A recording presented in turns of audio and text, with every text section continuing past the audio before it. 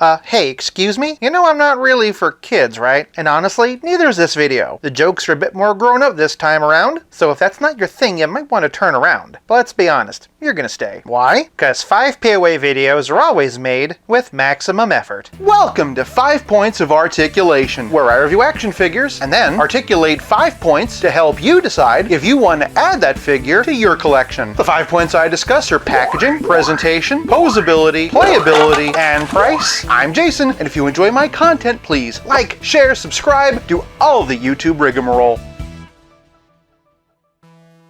Today we're taking a look at the Marvel Legends SDCC exclusive Deadpool and Bob 2-pack to figure out if this is the best Deadpool ever, and why this had to be a con exclusive. Starting with the packaging, and while this is a windowless box, it does have a bit more personality than usual. Leastways compared to most of the boxes, which are just a static shot of the figure. Deadpool and Bob appear to be in front of a brick wall with a wanted poster, but then you look and see it's all supposed to be taped together. This is an extra layer of detail that's pretty fun. Speaking of small details, I also really like how they have the rubble covering part of Bob's foot to make it look like they're actually in the environment. Another small detail that might go overlooked is that this is for ages 14 and up instead of the usual 4. As for why that is and why this was an online exclusive, we'll get to that. On the sides we have digital renders of Bob and Deadpool against police lineup walls. This is another clever touch. And on the back is a bombastic display of the array of accessories that come inside. Come inside, huh? That's what she said. Honestly, I cannot wait to dig into all this during Playability, and even though I don't like windowless boxes, this one is an online exclusive, so it doesn't bother me as much. I also believe in rewarding creativity. For packaging, I'm giving Bob and Deadpool 1 whole point. Moving on to presentation, Bob and Deadpool are 6 1/4 inches. Deadpool's been built on the Spider-Man Renew Your Vows body, whereas Bob has been built off of Sunfire. At the very least, though, they did give him pinless joints. Obviously, what makes these figures stand out from their base bodies is their heads and gear. This is the first standard Deadpool I've ever owned, but based on my research, the head seems to come from the Sasquatch Wave version. That was also reused for the retro card. For some reason, they didn't give him his little dingly in the back. They cut off my dingly? The Sasquatch Wave and retro card also has these wristbands and thigh pouches, and also these ankle bands. I'm also going to go ahead and assume that these sheaths are also from the Sasquatch Wave version, mainly because the swords seem to be the same, but unless I'm mistaken, the belt appears to be new, and while I thought that this harness was from the Sasquatch Wave version, it does seem to be a bit more detailed. Note the seams and wrinkles up here, the narrowness of this strap, and the line work in this loop. If you have the Sasquatch Wave though and can tell me differently, please sound off in the comments. As for Bob, his head is obviously new, but the gear understandably comes from the standard Hydra Trooper figure. That said, I do appreciate how Hasbro went in and painted the buckle and all the little fasteners and rings. The Hydra H is nice and crisp, though no Hydra logo on his arm. Deadpool likewise also has some nice silver painted punched into these straps and buttons. And then of course there's his little logo. For the record, it's an above average size logo. To be honest, all the painted detail is nice and crisp. Maybe a little bit of sloppiness around the eye, but if it wasn't for zooming in on a camera, I probably would have never even noticed. Understandably, the collaring is a separate piece, but I can't pinpoint where that's from or if that's new. Also be very cautious about swapping it out for fear of the carpet goblins. Did somebody say something about goblin carpet? The glue really adds some tang.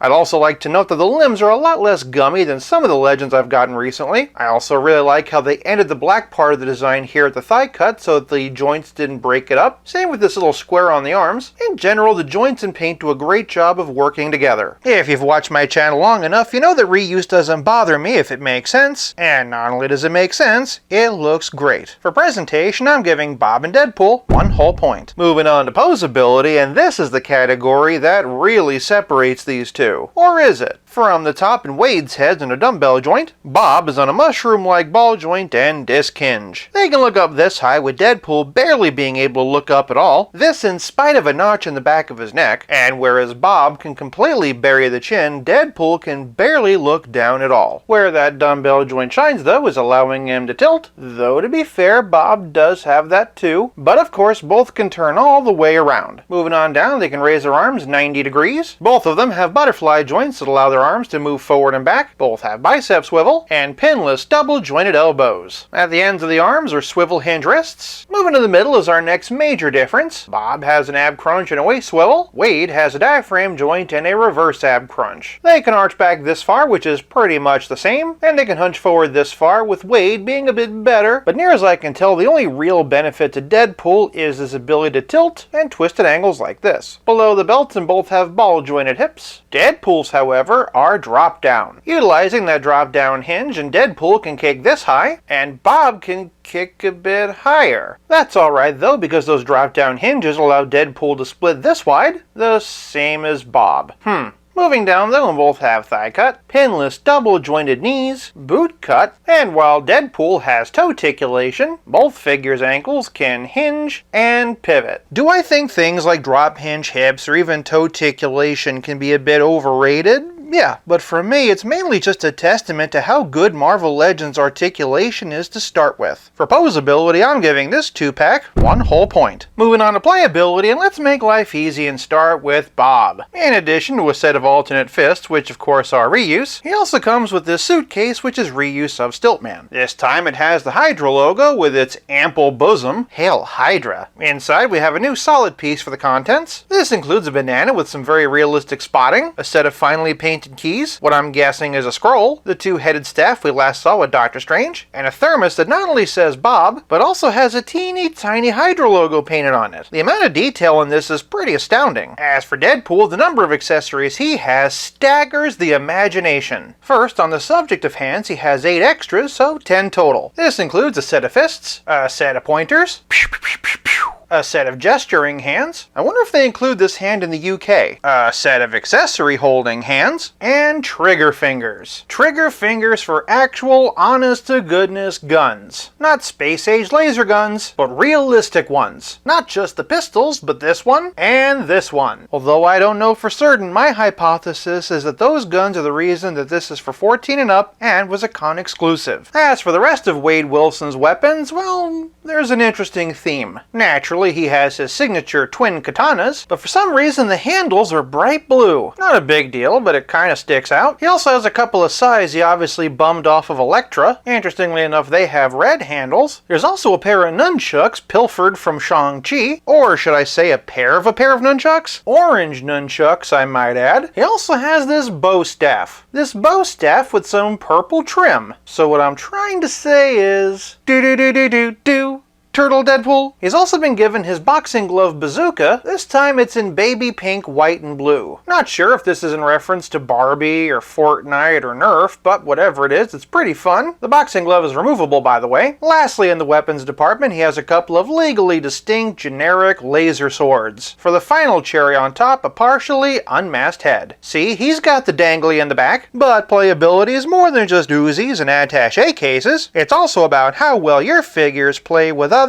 and if you don't mind, I'm actually going to keep it kind of brief this time. For the only other Deadpool in my action figure collection, and here we have Pirate Deadpool, and for my only other Hydra soldiers, here's the base that came with Marvel Select Spider-Woman. Speaking of Hydra, and here we have the Red Skull, and then for a couple of Wolverines, and here we have the Retro Card brown and orange suit, and the Love Triangle 3-pack Tiger Stripe version that I'll soon be hopefully upgrading with the 97 version. Here we have Colossus, whose reds match really well with Deadpool, and then to go along with that Colossus is the 80 Years Juggernaut, but for the best Juggernaut, and here we have Marvel Select. For no particular reason, here's Wade Wilson with Slade Wilson, better known as Deathstroke, the Terminator, and then for Deadpool's other buddy, and the body his was built off of, here we have Renew Your Vows Spider-Man, but if you prefer your Spidey a little bit slighter, here he is from the Amazing Friends 3-pack. For a relative scale comparison, here's Deadpool with Pizza Spidey and the Spectacular Spider-Man, and as always, here he is with Stealth Iron Man. See, I brought you some friends. You have a lot in common. If it wasn't already abundantly obvious, for playability, I'm giving Bob and Deadpool 1.5 points. This leaves us with nothing left to discuss but the price. Bob and Deadpool were $49.99, but have since sold out. Assuming that Marvel is putting limitations on them because of the weapons, I can understand why they might not have sold this at retail, but given the popularity of the character, I don't see why it had to be such a limited release. Hasbro might have put maximum effort into this set, but based on availability, for price, I'm giving Bob and Deadpool 0.5 point for a still very grand grand total of 5 out of 5. Hopefully those who missed out will have another chance at this Deadpool as a single release, along with a single issue Bob with an alternate regular Hydra head, so that those who missed out on the original Troop Builder can Troop Build him. If you like this video, check out one of these. Thank you so much for watching. I'll be back again real soon, but until then,